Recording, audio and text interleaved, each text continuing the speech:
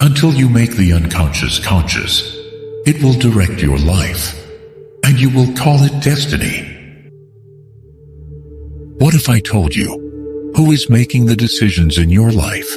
Isn't that you? That there is a hidden force behind your choices, your words, your silences, an invisible entity that lurks in the curve of your habits, in the depths of your fears, and in the shadow of your unacknowledged desire. You don't see her, but she's always been there, feeding on everything you refuse to feel, growing with every repressed impulse, every denied truth, every swallowed tear.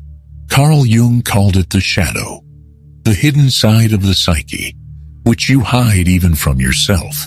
Today, this shadow not only woke up, she took charge. The social mask you fought so hard to keep is starting to crack. The emotions you ignored are coming back, with force, with urgency, with a thirst for truth. And maybe, for the first time, you feel like you're no longer in control. But here's the key. This is not a defeat. It is the call of return, the call to become whole.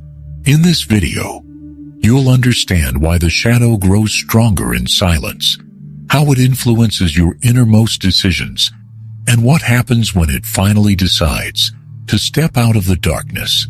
Carl Jung showed us that to escape from it is to escape from oneself. Well, what do you see in the mirror? When you look in the mirror, what do you see? A reflection. But more than that, you see a construct, an image carefully projected to the world.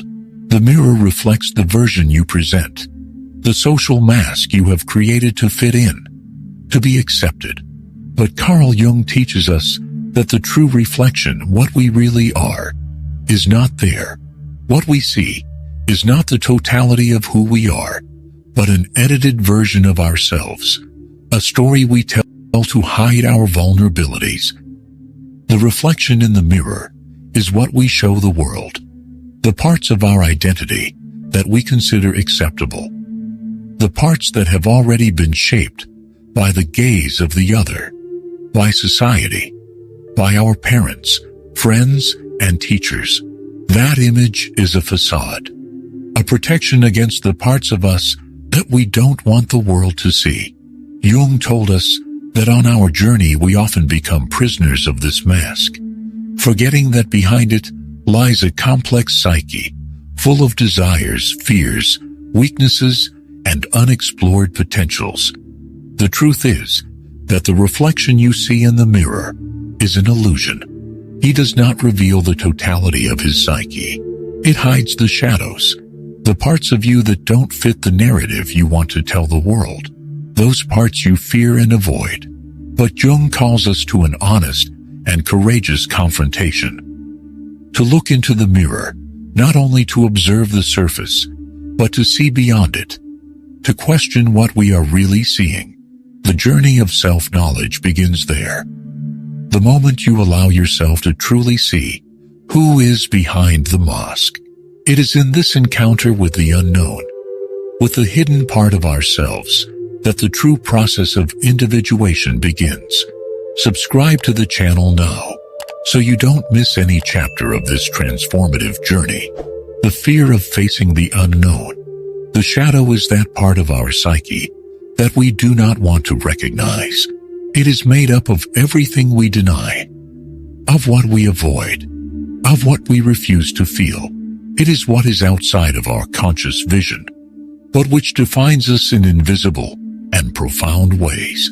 Jung speaks of the shadow as a force that acts unnoticed, shaping our decisions, our desires, even our most automatic reactions. And yet we are afraid to confront it. Why are we so afraid of the shadow? The fear is real, palpable. It arises whenever we approach something unknown, something that threatens the idealized image we create of ourselves. For Jung, the fear of confronting the shadow is actually the fear of losing control over who we think we are. Because in confronting the shadow, we confront our wholeness, the parts of ourselves that we try to forget or hide, The shadow challenges us to abandon the certainties and security of our social facade. When we face the shadow, we confront not only the negative aspects of ourselves, but also our shortcomings, our failures, and our weaknesses. What else do we fear? Lose the identity built over the years. The shadow puts our image in check, and when it begins to show itself, the fear of losing control becomes an overwhelming sensation. But the paradox is this fear is the key to our liberation. Jung teaches us that the fear of facing our shadow is actually the fear of becoming whole. To run away from who we really are, to ignore the shadow, is to deny the very possibility of growth. The fear of becoming who you really are is what keeps you trapped. Only by facing this fear, by confronting the shadow, does true freedom reveal itself. The shadow shows itself.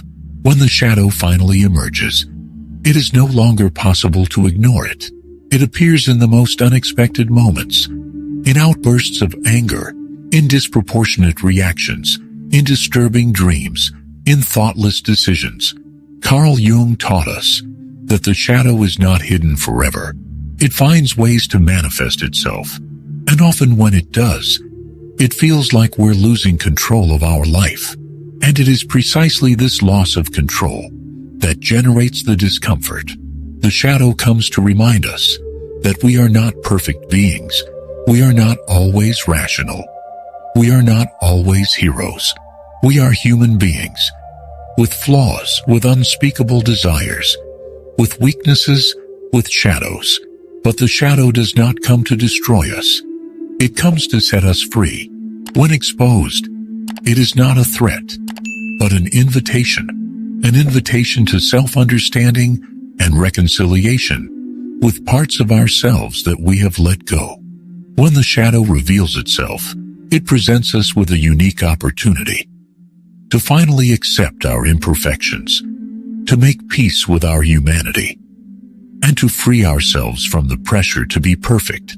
It challenges us to face the truth of who we are, without filters and without illusions. This moment of revelation can be frightening, but it is also a doorway to transformation. When the shadow manifests, it forces us to stop and reflect on who we really are, on those aspects of our psyche that we have always tried to avoid. Shadow is the key to individuation, the process of becoming complete. And although the process of integrating it is painful, it is essential to achieve emotional and psychic freedom. Integrating the shadow. The path of individuation. Integrating the shadow is the real challenge of individuation, the process by which we become the totality of our beings. Jung describes individuation as the journey of discovery and acceptance of all parts of us, including those we don't like. The shadow represents everything that has been denied, and that therefore lives in the depths of our psyche. Integrating it does not mean eliminating darkness, but rather recognizing it as a vital part of who we are. When we become aware of the shadow, we begin to realize that it is not a destructive force, but a transforming force. The shadow contains precious aspects of our personality, parts of us that, when understood and accepted, can make us stronger and more authentic. By integrating the shadow, we become more complete, no longer a social construct or an edited version of ourselves, but a genuine, deep version that accepts both light and darkness.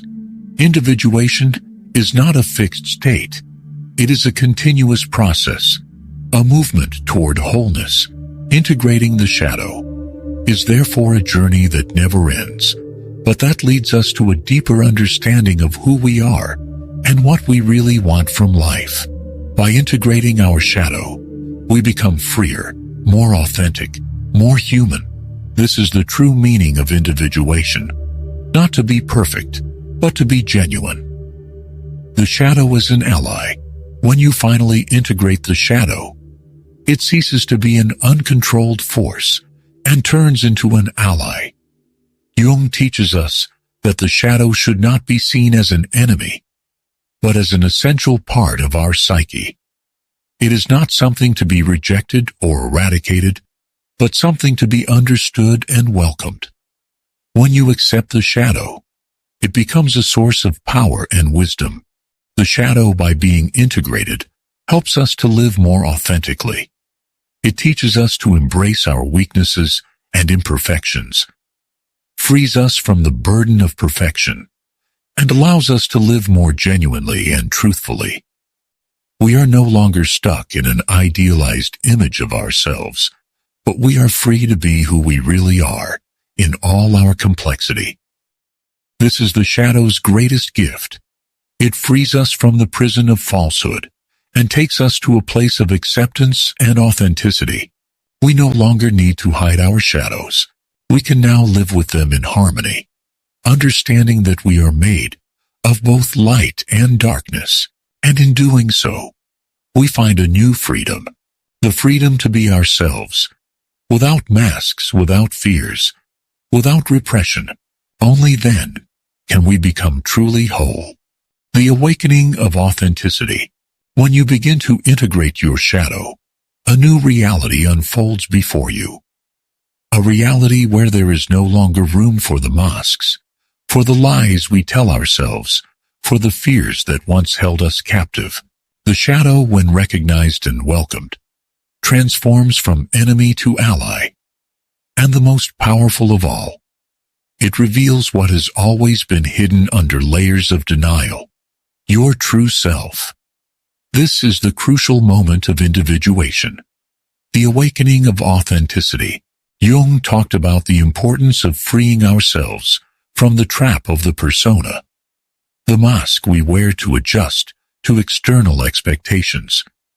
The persona is, in many ways, our social construct, the role we play to please others, to be accepted.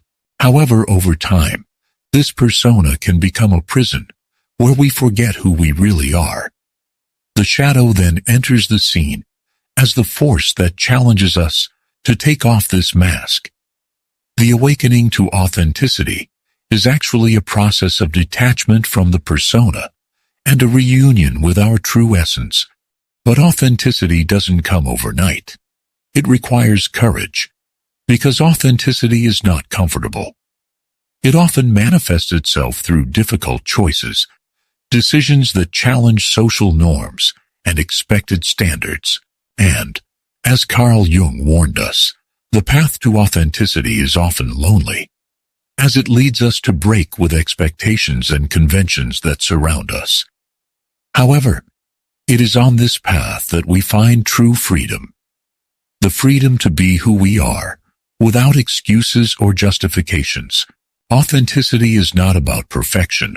On the contrary, it is born from the acceptance of our imperfections, our flaws, our shadows. It is when we embrace our wholeness, light and darkness, that we become truly free. The shadow, when integrated, becomes the key to this freedom. It guides us to a place of authenticity, where there is no longer room for false versions of ourselves. It allows us to finally live according to our true nature, without fear of being rejected or misunderstood. It is important to remember, however, that the process of awakening to authenticity is not easy. It often requires a confrontation with what is most painful in ourselves. But it is in this confrontation, in this crossing, that we find the power to become who we really are.